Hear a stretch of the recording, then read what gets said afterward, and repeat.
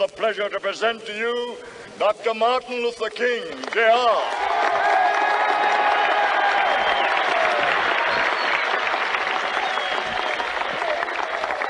I am happy to join with you today in what will go down in history as the greatest demonstration for freedom in the history of our nation.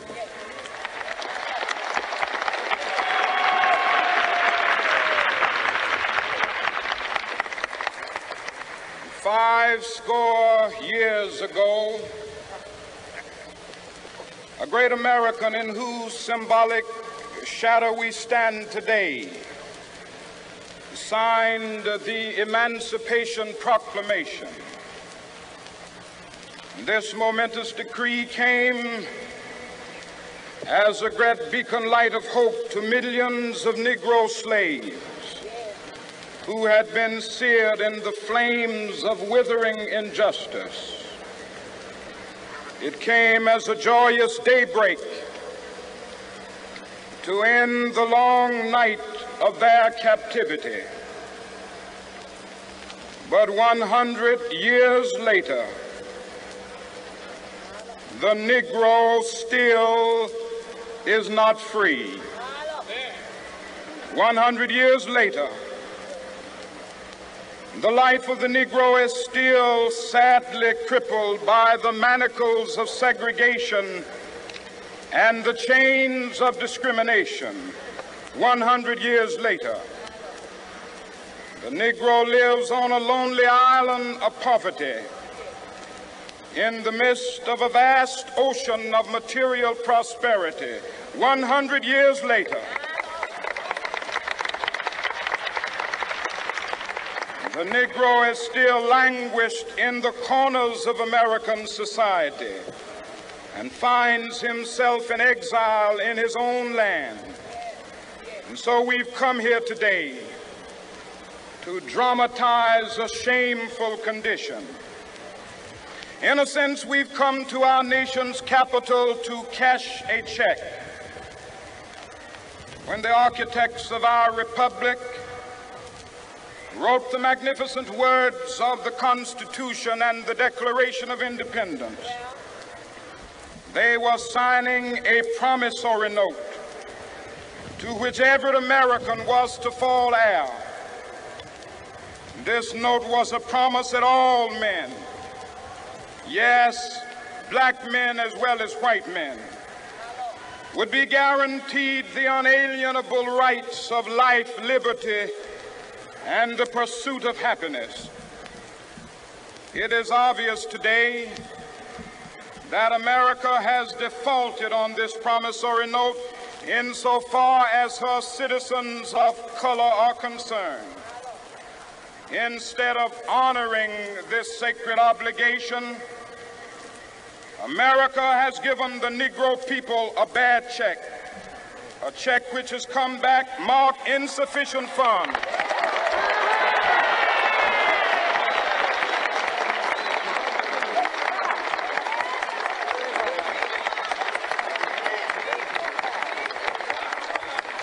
But we refuse to believe that the Bank of Justice is bankrupt.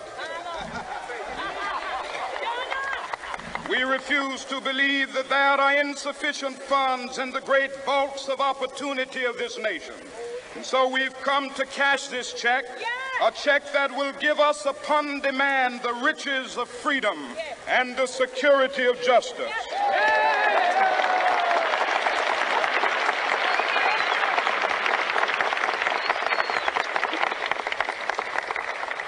We have also come to this hallowed spot to remind America of the fierce urgency of now. This is no time to engage in the luxury of cooling off or to take the tranquilizing drug of gradualism.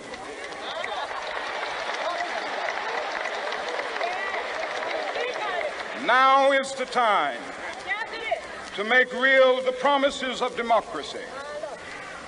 Now is the time to rise from the dark and desolate valley of segregation to the sunlit path of racial justice. Now is the time to lift our nation from the quicksands of racial injustice to the solid rock of brotherhood. Now is the time to make justice a reality for all of God's children. It would be fatal for the nation to overlook the urgency of the moment. This sweltering summit of the Negro's legitimate discontent will not pass until that is an invigorating autumn of freedom and equality. 1963 is not an end, but a beginning.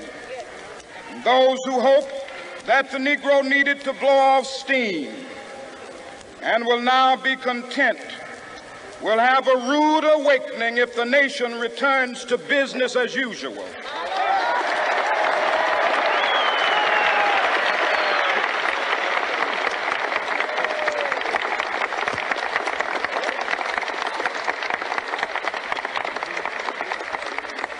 There will be neither rest nor tranquility in America until the Negro is granted his citizenship rights. The whirlwinds of revolt will continue to shake the foundations of our nation until the bright day of justice emerges. But that is something that I must say to my people who stand on the warm threshold which leads into the palace of justice. In the process of gaining our rightful place, we must not be guilty of wrongful deeds. Let us not seek to satisfy our thirst for freedom by drinking from the cup of bitterness and hatred.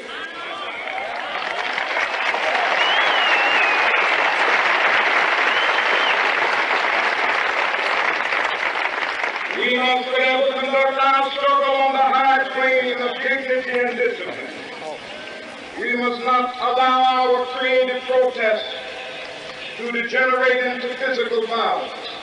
Again and again, we must rise to the majestic heights of meeting physical force with soul force. The marvelous new militancy which has engulfed the Negro community must not lead us to a distrust of all white people. For many of our white brothers, as evidenced by their presence here today, have come to realize that their destiny is not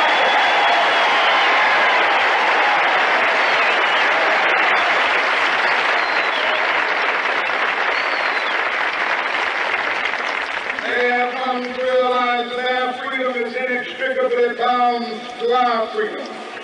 We cannot walk alone. As we walk, we must make the pledge that we shall always march ahead. We cannot turn back. There are those who are asking the devotees of civil rights, when will you be satisfied? We can never be satisfied as long as the Negro is the victim of the unspeakable horrors of police brutality. We can never be satisfied. As long as our body is heavy with the fatigue of travel, cannot gain lodging in the motels of the highways and the hotels of the city.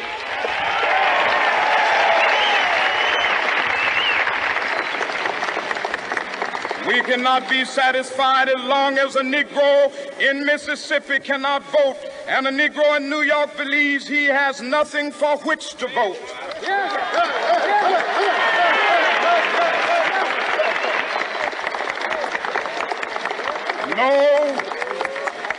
No, we are not satisfied, and we will not be satisfied until justice rolls down like waters and righteousness like a mighty stream.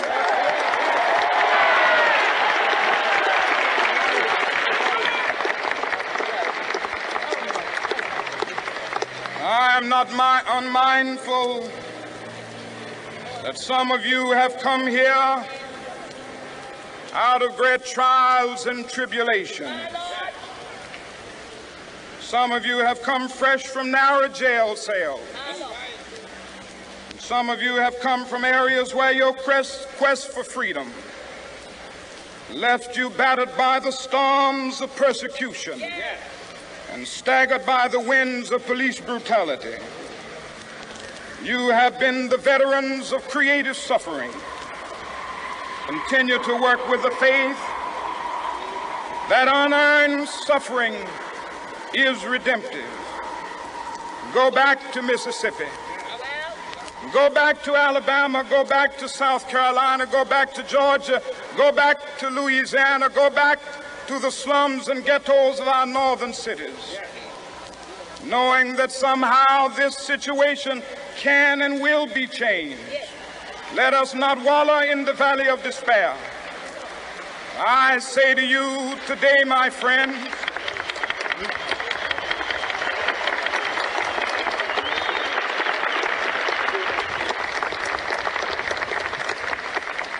so even though we face the difficulties of today and tomorrow, I still have a dream. It is a dream deeply rooted in the American dream. I have a dream that one day this nation will rise up and live out the true meaning of its creed. We hold these truths to be self-evident, that all men are created equal.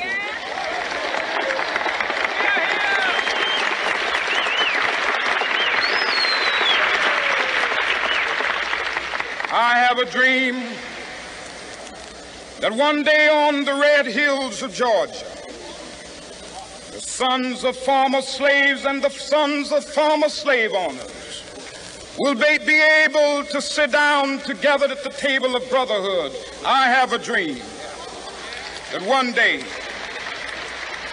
even the state of Mississippi, a state sweltering with the heat of injustice, sweltering with the heat of oppression, will be transformed into an oasis of freedom and justice. I have a dream that my 4 little children will one day live in a nation where they will not be judged by the color of their skin, but by the content of their character. I have a dream today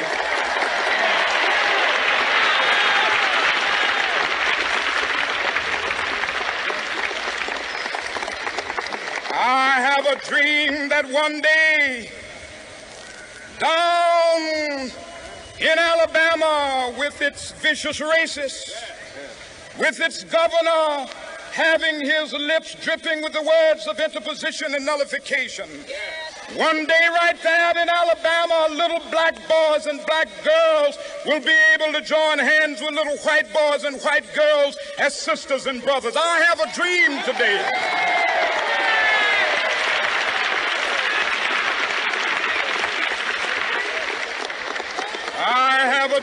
that one day every valley shall be exalted, and every hill and mountain shall be made low. The rough places will be made plain, and the crooked places will be made straight, and the glory of the Lord shall be revealed, and all flesh shall see it together.